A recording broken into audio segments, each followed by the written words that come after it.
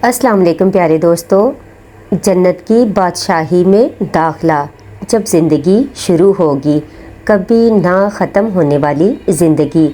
हमने जहन्नम की खाई को बहुत इत्मीनान और आराम से अबूर किया था। इसे अबूर करके मैंने पीछे देखा तो दूर दूर तक रोशनियों का एक काफ़िला था जो बुलंद आवाज़ से यही दुआ पढ़ते हुए हमारे पीछे चला आ रहा था। जिसकी रोशनी जितनी ज़्यादा तेज़ थी वो इतनी ही आसानी के साथ इस खाई को अबूर कर रहा था। सामने उफ़क़ पर गोया दरवाजे से बने हुए थे जिनसे जन्नत का मंजर साफ नज़र आ रहा था। जन्नत के निगरान अहले जन्नत पर सलामती भेजकर खुशामदीद कहते और जवाब में अहले जन्नत अल्लाह पाक की हम्द बजा लाते। हमारे ऐन सामने अर्श इलाही था। हम चलते हुए इसके बिल्कुल करीब पहुंच चुके थे। अर्श क्या था? एक बकाए नूर था। ये रोशनी और नूर का एक सैलाब था जिसकी हकीकत को अल्फाज में बयान करना मुमकिन न था। यहाँ पहुंचकर हमारी अपनी रोशनी अर्श की रोशनी के सामने बेनूर हो गई। अर्श के गिर्द सफ दर सफ फरिश्तों की कतारें थी जो मौतबाना अंदाज में हाथ बांधे अल्हम्दुलिल्लाहि रब्बिल आलमीन का नगमा जां फिजा बुलंद कर रहे थे। हम बिल्कुल करीब पहुँचे तो मैंने देखा कि फरिश्तों ने अपने बीच से जगह छोड़ रखी है जिससे गुजरकर लोग कतार दर कतार अर्श के नीचे दाखिल हो रहे हैं। हम करीब पहुँचे तो आवाज़ आई, मेरे बंदो तुम्हें खुशामदीद, तुम आज ख़त्म ना होने वाली बादशाही में दाखिल हो रहे हो। अपने रब की सलामती में तुम हमेशा के लिए दाखिल हो जाओ। हम फरिश्तों से गुजरकर आगे बढ़े तो मैंने सालिया की तरफ सवालिया अंदाज में देखा। इसने वजाहत करते हुए कहा, जन्नत का रास्ता अर्श के नीचे से होकर दाहिने तरफ मुड़कर आएगा, मगर हम अर्श के नीचे क्यों जा रहे हैं? बराहे रास्त सीधी तरफ मुड़ जाएं। सालिया हंसकर बोला, तुम हर वक्त हर बात वक्त से पहले समझना चाहते हो। खैर मैं बताता हूँ, अर्श के नीचे जाकर हर इंसान का आखिरी तज़किया हो जाएगा। मगर तज़किया तो हम दुनिया में करते थे। तज़किया यानी पाकी हासिल करना दीन के हर अमल का मकसूद था। दीन की पूरी जदोजहद इसलिए थी कि इंसान का नफ्स पाक हो जाए। मोमिन दुनिया में अपने जिस्म को साफ सुथरा रखता था, वो अपनी खुराक पाकीज़ा रखता था, वो इबादत के ज़रिए अपनी रूह और अहकाम शरीयत पर अमल करके अपनी माशरत, मईशत और इखलाक को पाक रखता था। शैतानी तरगीबात, नफसानी ख्वाहिशात, हैवानी जज्बात, ये सब निजास्तें थी जिनसे बचकर बंदाए मोमिन खुद को पाक रखने की कोशिश करता था। ये दुनिया में अहले ईमान की कोशिश थी जिसका बदला आज रब की पाकीज़ा जन्नत में दाखिले की सूरत में दिया जा रहा है। लेकिन इस पाक जन्नत में दाखिले से कबल अल्लाह पाक खुद अहले ईमान को पाक करेंगे, जिसके बाद इनकी रूह, जिस्म और इखलाक हर नापाकी से धुल जाएगा। क्या मतलब ये कि तुम्हारा जिस्म जो दुनिया में खून, नजासत, बदबू और दीगर नापसंदीदा चीज़ों से भरा हुआ था, अब नूर से भर जाएगा, जिसके बाद तुम्हारे जिस्म से फजलात निकलेंगे, ना बदबू आएगी और ना बदबूदार पसीना बहेगा। तुम्हारी सांस के साथ खुशबू आएगी, पेशाब पखाने की जगह खुशबूदार पसीना आएगा। तुम्हारे कान, नाक, आँख, मुंह और जिस्म से कोई गंदगी नहीं निकलेगी।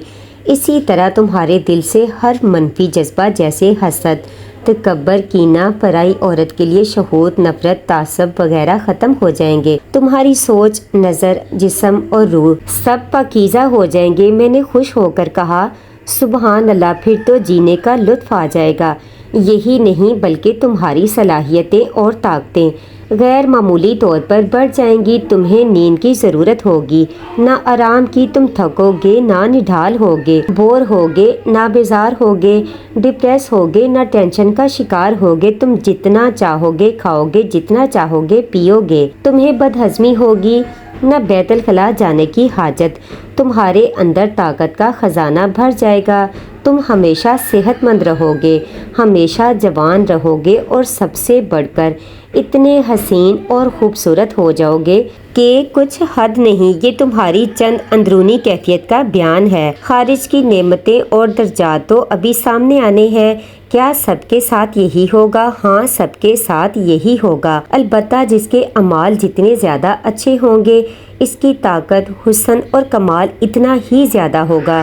میرے منہ سے بے اختیار نکلا الحمدللہ رب العالمین۔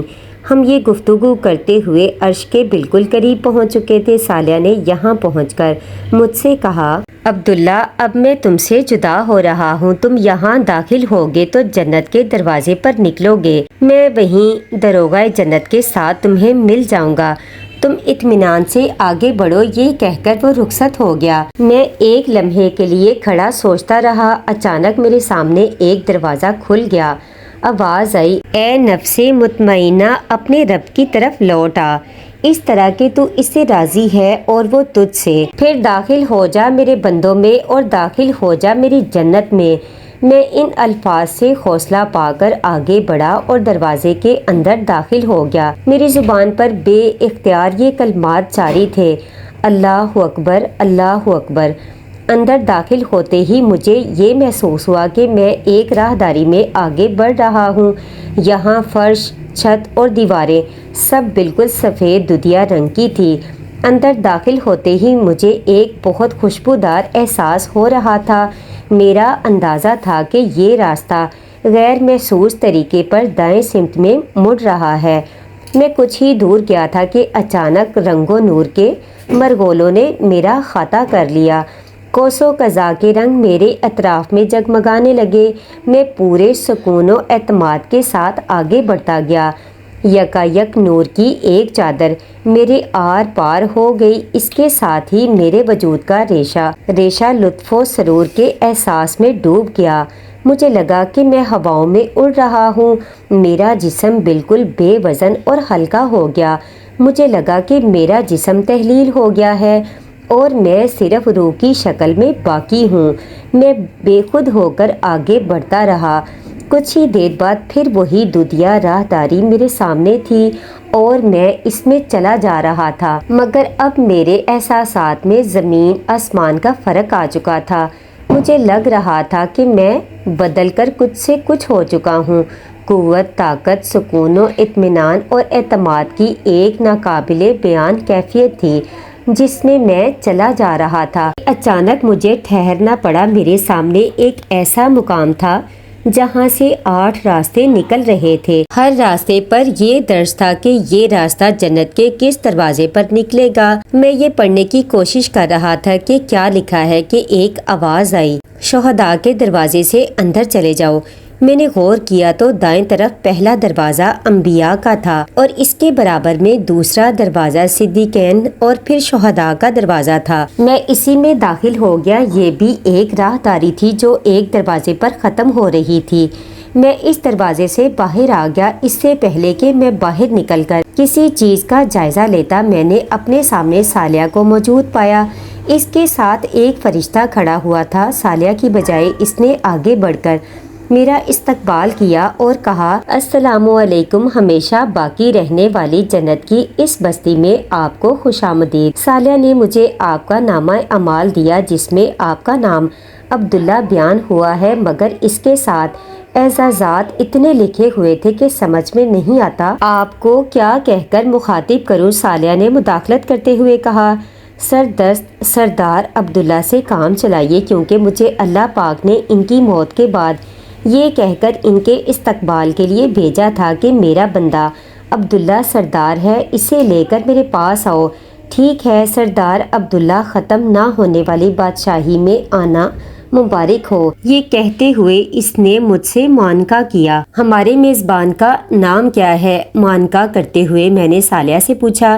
یہ میزبان نہیں، دربان ہے اور ان کا نام رضوان ہے۔ رضوان ہنستے ہوئے بولے، یہاں میزبان آپ ہیں سردار عبداللہ، یہ آپ کی بادشاہی ہے، ذرا دیکھیے تو آپ کہاں ہیں؟ اس کے کہنے پر میں نے نظر دوڑائی تو دیکھا کہ میں ایک بالکل نئی دنیا میں داخل ہو چکا ہوں۔ یہاں آسمان و زمین بدل کر کچھ سے کچھ ہو چکے تھے۔ نئے آسمان اور نئی زمین پر مشتمل یہ ایک ایسی دنیا تھی جہاں یقیناً سب کچھ تھا، مگر اس کے حسن اور کاملیت کو بیان کرنے کے لیے میرے پاس الفاظ نہیں تھے۔ میں زندگی بھر ایک قادر الکلام شخص رہا۔ مجھے زبان و بیان پر غیر معمولی عبور حاصل تھا۔ الفاظ میری دہلیز پر سجدہ کرتے۔ خدا نے مجھ سے مشکل حقائق کے بیان کو ہمیشہ میرے لیے بے حد آسان کیے رکھا تھا، مگر اس لمحے مجھے اندازہ ہوا کہ دنیا کی ہر زبان ان حقیقتوں کو بیان کرنے سے عاجز ہے جو میرے سامنے موجود تھی۔ میں بالکل اسی کیفیت میں تھا جو پتھر کے زمانے کے کسی انسان پر صنعتی دور کے کسی جدید شہر میں اچانک آ کر طاری ہو سکتی تھی۔ جو شخص اپنے غار کو لکڑیاں جلا کر روشن کرتا رہا ہو، وہ اچانک لیزر لائٹ کی کوسوں قزح اور ٹیوب لائٹ کی دودھیا روشنی کے جلوے دیکھ لیتا تو کبھی اس کی حقیقت کو بیان کرنے کے لیے الفاظ نہیں پا سکتا تھا۔ یہی کیفیت اس وقت میری تھی۔